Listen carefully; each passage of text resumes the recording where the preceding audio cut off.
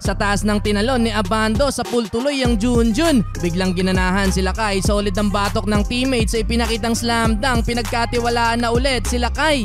7th game na ng Anyang Red Boosters laban sa Jeonju KCC Aegis kung saan naglalaro ang resident import ng Korea na si Ricardo Ratliff o mas kilala sa pangalang Raguna. Well, first quarter mainit agad ang batuan ng opensa, 5-0 start para sa visiting team pero naibawi din agad yan ni Daryl Monroe ng kanyang 5 straight points din. 6 minutes naglaro sila kay Renz Abando sa opening quarter at sa dalawang attempt niya isang pumasok. May isang turnover din si Abando.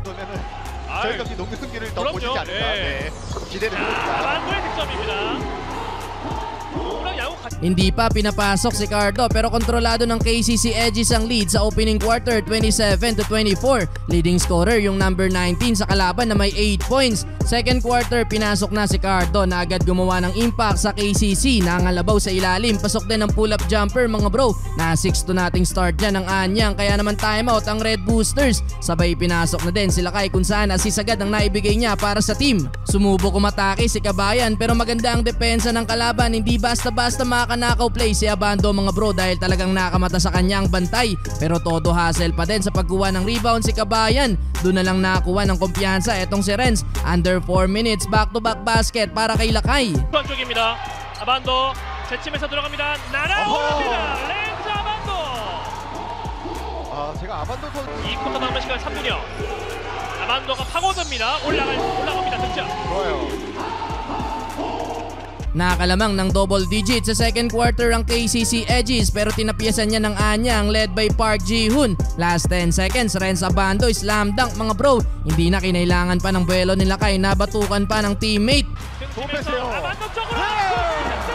Natamaan pa ang Junjun ni Abando mga bro nang mabagsakan netong kapwa import na si Maxwell. Baba na lang sa tatlo ang lead ng KCC 47-44. Abando with 8 points. Entering the third quarter yung kalamangan ng KCC mga bro burado na under 4 minutes kung saan solid team effort ang pinapakita ng Red Boosters. Lahat ng ipinasok mga bro nakakapagtala ng puntos, takeover pa itong si Dufan Maxwell under 3 minutes. Back to back basket para sa import ng Anyang. Well, natapos ang third quarter mga bro, lamang na ng 2 points ang Red Boosters 59-57. Well, fourth and final quarter sa wakas nagkaroon na din ng tiwala si coach. Ipinasok si Abando mga bro. Still agad ang nakuha dyan nila Kai, hindi nga lang naipasok ang tira. Yun nga lang under 6 minutes mga bro naghahabol ng 3 points ang Anyang 62-59. Pero naibawi din naman agad yan ng Anyang mga bro for the lead. Etong layup ni Renz Abando. Nasundan pa yan ng isa mga bro layup sa harap ng import ng KCC. Biglang ginanahan si Abando mga bro, nag-takeover na sa fourth quarter under 3 minutes lamang ng 3 points ang Anyang 67-65. Clutch Renz Abando mga bro sa fourth quarter, 8 points ang naitlala dyan nila Kai kaya naman dahil doon naisalba pa ang panalo para sa Anyang Red Boosters.